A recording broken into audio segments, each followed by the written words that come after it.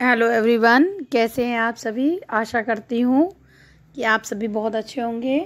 आज मैं आपके सामने क्लास 5 से सब्जेक्ट आपका एसएसटी से chapter 7 the treeless grassland prairies लेके आपके सामने उपस्थित हूँ। इस चैप्टर में मैं आपको प्रेरीज के बारे में बताऊँगी। तो इससे पहले जितने भी हमने क्लास 5 में चैप्टर पढ़े थे, सऊदी अरब के बारे में पढ़ा था, डिफरेंट काइंड्स ऑफ लैंड्स के विषय में हम अभी तक पढ़ते आ रहे हैं। तो जो मुख्य मेजर ग्रासलैंड हैं पूरे विश्व में वो क्या कौन कौन सी जगह पर कहाँ पर हैं। तो सबसे पहले नंबर पे प्रेरीज, यानी कि ये नॉर्थ अमेरिका में है। पैम्पस साउथ अमेरिका में है। स्टेपीज रसिया में है। डाउन्स ऑस्ट्रेलिया में है। वेल्ड्स जो है वो आपका साउथ अफ्रीका में है। इसके बाद हमारा जो टॉपिक है नेक्स्ट क्या है, लोकेशन एंड लैंड, यानी कि प्रेरीज की लोकेशन और लैंड क्या है। तो प्रेरीज जो है वो the prairies are a vast stretch of land in the centre of North America, यानी कि प्रेरीज जो है घास का मैदान वो नॉर्थ अमेरिका के मध्य भाग में स्थित है। They are located in the northern hemisphere nearly half way between the equator and the North Pole. तो जो प्रेरीज है वो आपके लगभग नॉर्थन हेमिस्फीयर में पड़ता है और ये लगभग आधा है नॉर्थ पोल से और इक्वेटर से आधी, यानी बिल्कुल बीचों बीच में ये पड़ता है, बिल्कुल हाफ वे है। The land here is either flat और hilly covered with tall grasses, not many trees are found. तो यहाँ की जो जगह है, ज़मीन है या तो काफ़ी फ्लैट है या फिर थोड़ी बहुत हिली है और यहाँ पे लंबी लंबी घास के मैदान है। यहाँ पे आपको पेड़ पौधे ज़्यादा मिलेंगे नहीं। जो तो लैंड था, the land of prairies was used as a grazing ground for bison before the Europeans comes. जो ये घास के मैदान थे, इसको पहले बिजन जो यहाँ का एक जानवर है जो मोस्टली कॉमनली यहाँ पाया जाता है, उनके चारागाह के रूप में यूज़ किया जाता था, यानी कि चारागाह के रूप में। अगला टॉपिक है हमारा क्लाइमेट एंड वेजिटेशन, यानी कि यहाँ की जलवायु और वनस्पति किस प्रकार की है।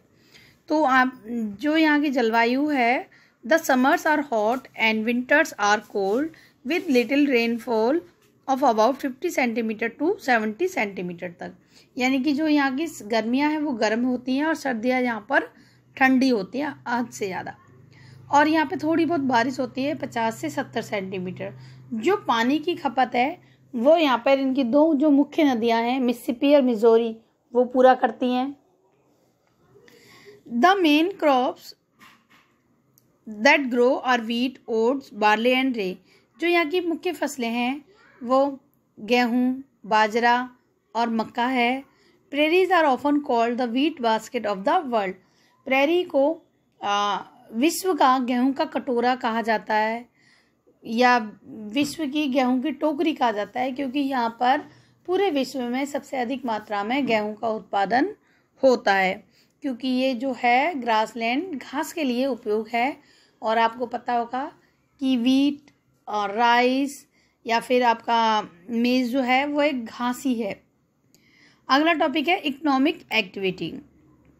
The economic activity are cultivation of maize and wheat in the central part and cattle rearing in the western part। जो यहाँ की इकोनॉमिक एक्टिविटी है वो गेहूँ और मक्का की मध्य भाग में, और जो पशुपालन है यहाँ पर वो पश्चिमी भाग में किया जाता है। The farms are huge covering thousand of acres. यहाँ के जो खेत हैं वो बहुत बड़े बड़े होते हैं, लगभग हज़ारों एकड़ में।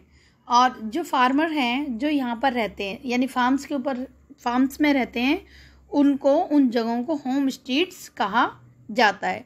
यहाँ पे सारी they have modern facilities and prosperous. जो यहाँ के किसान हैं उनके पास सभी आधुनिक तकनीक हैं और वो समृद्धशाली हैं। आप यहाँ के खेत अगर देखें तो लोगों की इकोनॉमिक एक्टिविटी जो है, बड़े बड़े खेत खलियान मिलेंगे और लोग मेन पावर का यूज़ कम करेंगे। अगला नेक्स्ट टॉपिक है हमारा लाइफ ऑफ द पीपल। यहाँ पर जो फार्मर हैं वो पूरा फार्म वर्क करते हैं, किसकी सहायता से, मशीनों की सहायता से। Farmer do the entire farm work of ploughing, sowing, harvesting, threshing, winnowing using machine. लगभग खेती का जितना भी कार्य होता है जो किसान हैं वो मशीनों की सहायता से करते हैं। The food grain that is stored in silos is also done through machine. यहाँ पर गेहूँ के जो मतलब अनाज के दाने होते हैं उनको स्टोर करने के लिए बहुत बड़े बड़े बहुत बड़े कंटेनर में रखा जाता है, जिनको सिलोज के नाम से जाना जाता है। यानी कि गेहूँ को या किसी भी अनाज को स्टोर करने के लिए बहुत बड़ा ग्राउंड या फिर रखने की जगह उसको सिलोज के नाम से जाना जाता है।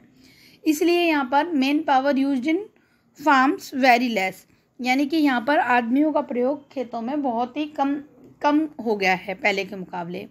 Animals are reared on large open areas called ranches. यहाँ पर जानवर बहुत खुले एरिया में यानी कि बड़े बड़े एरिया में रखे जाते हैं, जिसको हम रेंचेस के नाम से जाना जाते हैं। Cattle are also reared for milk on big dairy farm that have modern facilities. यहाँ पे पशुपालन होता है दूध के लिए, और बड़े बड़े दूध के फार्म्स भी हैं और उनमें सभी आधुनिक तकनीक हैं। यहाँ तक कि जो हम दूध निकालते हैं ना, काओ का जो दूध निकाला जाता है वो भी मशीनों के माध्यम से निकाला जाता है। Lignite coal and minerals oil are found in prairies, यानी कि इसके अलावा कोयला और मिनरल्स जो क्रूड ऑयल है वो भी यहाँ पर पाया जाता है। और मोस्टली आजकल अभी जो है यहाँ पे बड़ी बड़ी फैक्ट्रीज इन रिफाइंड ऑयल को विकसित करने के लिए, यानी कि अलग अलग यूज़ में लाने के लिए यहाँ पे फैक्ट्रीज भी लगाई गई हैं।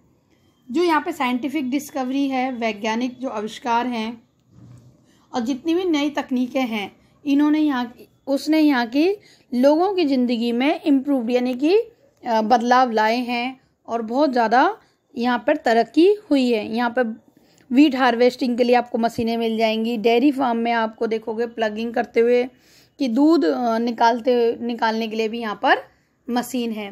खेती के लिए अभी आपको सामने दिख रही है कितनी लार्ज लेवल पे खेती होती है और सारे काम मशीनों के सहायता से ही यहाँ पर किए जाते हैं।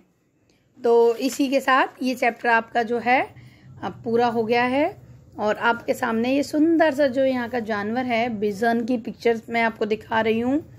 और इसके बाद आपको जो ग्रासलैंड है